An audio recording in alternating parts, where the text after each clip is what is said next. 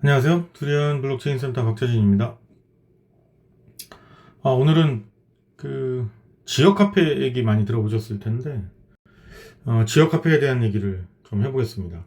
지금 보고 계시는 뉴스는 이제 오늘, 그러니까 이제 지금 20일 날, 10일, 20일 날 나왔던 뉴스인데, 오늘 뭐 특별히 전부 지금 뭐 매체들이 뭐 2019년 결산 이런 모드로 해서 뭐 아름다운 얘기들과 시상 얘기들이어서 뭐 어떤 얘기들을 좀 얘기해 보면 도움이 될 수 있을까 해서 찾다가 이제 이 동백전 얘기를 안 하고 넘어간 것 같아서, 그러니까 이제 지역 카페 얘기는 많이 들어보셨을 거예요. 그러니까 제일 많이 들어보셨던 게 뭐 노원구에서 만들었던 이제 그 지역 카페가 있고, 또 서울시는 이제 페이로 지금 이제 하고 있고, 지금 여기 KT에서 자신들의 이제 KT의 레퍼런스라고 얘기하고 있는 거 여기 보시면은 뭐 그 공주페이나 울산페이로 이제 넓혀갈 거고, 기존에 이제 김포페이에서 성공적으로 안정적으로 잘 운영하고 있다, 이제 뭐 이런 얘기들인데요. 지금 아시겠지만 이제 이 동백전이라고 하는 건 블록체인 기반의 지역 카페라고는 하지만 사실 이건 퍼블릭 네트워크도 아니고 그냥 그런 형태를 띈 페이먼트 서비스일 뿐입니다.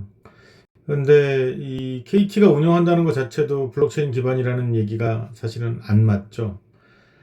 탈중앙이어야 되고 퍼블릭의 원장이 공개되고 공유돼서 중앙에 집중적인 서버나 관리자 또는 그걸 통해서 관리만으로 수익을 올리고 있는 서비스 오퍼레이터 같은 역할이 필요 없어져야 하는데, 물론 이제 그 역할 자체가 없어도 되는 게 아니라 그 역할들을 커뮤니티 안에서 소화를 할 수 있어야 되는데, 지금 보시는 것처럼 이제 이 동백전은 KT에서 하고 있다고 합니다. 뭐 연간 발행액 3천억 원.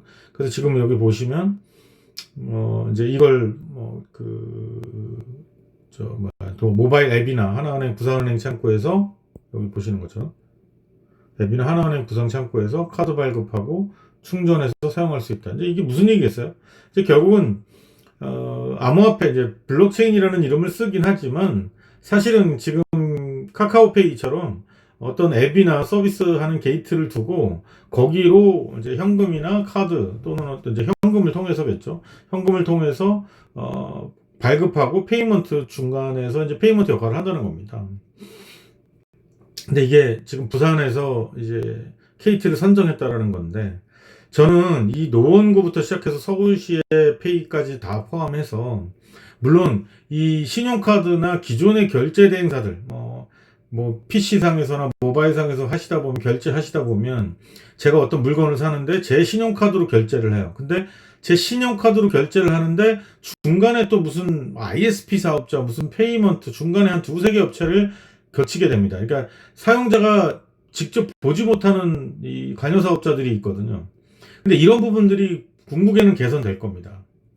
이런 업체들이 중간에 있는 것들을 간소화하고 패스를 없애서 수수료를 낮추고 사용자들한테 부담을 줄여주는 그런 서비스 패러다임의 변화는 분명히 오는 건데, 이게 과연 정부가 할 일이냐라고 보면 좀 다른 얘기인 거죠. 그러니까 정부가 만약에 이 역할을 한다고 하면 지금 뭐 비씨카드니 뭐니 이런 페이먼트 서비스 회사들을 전부 다 없애겠다는 얘기밖에 안 됩니다. 한국에서 전부 떠나야 되는 거죠. 근데 생각해 보시면 한국에서 이 결제 시장에서 뭐 지금 이제 쇼핑몰이나 기타 서비스 업체들이 암호화폐를 만들고 블록체인 기반의 암호화폐를 만들고 얼라이언스를 맺어서 그걸 결제 수단으로 쓰고 멤버들에게 그 이익을 환원하는 이런 구조가 아니라, 나라에서 그냥 블록체인이라는 이름만 활용해서 이걸 어느 한 서비스 업체들이 이쪽 영역에 있던 업체들이 그럼 우리는 뭐 먹고 살지? 라는 이런 상황을 만드는 게 과연 맞는 것이냐? 이건 저는 굉장히 부정적입니다.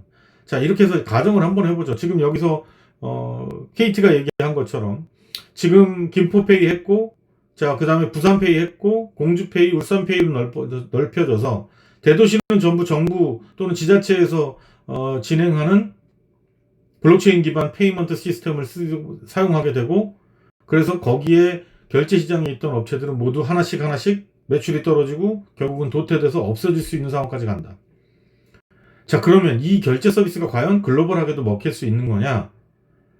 그러니까 결국은 우리 지금 있는 상황에서 시장에서 결제 시장, 우리나라 결제 시장에서 사용자들에게 몇 퍼센트의 수수료를 줄이고 하는 건 시장에서 해결해야 될 이슈라는 거죠. 다시 말하면 기존의 카드사나 결제하는 회사들이 2, 3단계에서 수수료를 받던 거를 블록체인 기반의 자생적 생태계를 통해서 그 수수료가 낮아지고 결국은 시장이 재편돼서 경쟁력을 가지고 글로벌하게 나갈 수 있는 기회가 만들어져야 되는데, 이렇게 하면은요, 국내에서는 물론 이제 구매자들한테 6% 캐시백 한다 그러니까 이거 이러면 좋은 거 아닌가? 신용카드 수수료는 안 내니까 자영업자도 좋고 결국은 사용자는 또 캐시백을 받으니까 좋은 거 아닌가?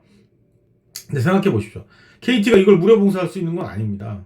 여기서도 또 뭔가 오퍼레이션 피가 있어야 되는 건데, 그건 두 번째 치고, 지금 이렇게 해서 국내에 있던 결제 대행사들 또는 이런 거 관련된 페이먼트를 연구하고 개발하고 서비스를 통해서 지금까지 업을 이어오던 회사들의 경쟁력이 이 한 방으로 만약에 줄어들거나 사업을 더 이상 영위하기 어려운 순간, 그런 면까지 간다 그러면 뭔가 기업들은 또 다른 발전 방향을 찾겠죠. 그런데 지금 이렇게 만들어진 이 서비스를 통해서 그 업체들이 국내에서 사용자들의 이익만 주면 되는 건가요?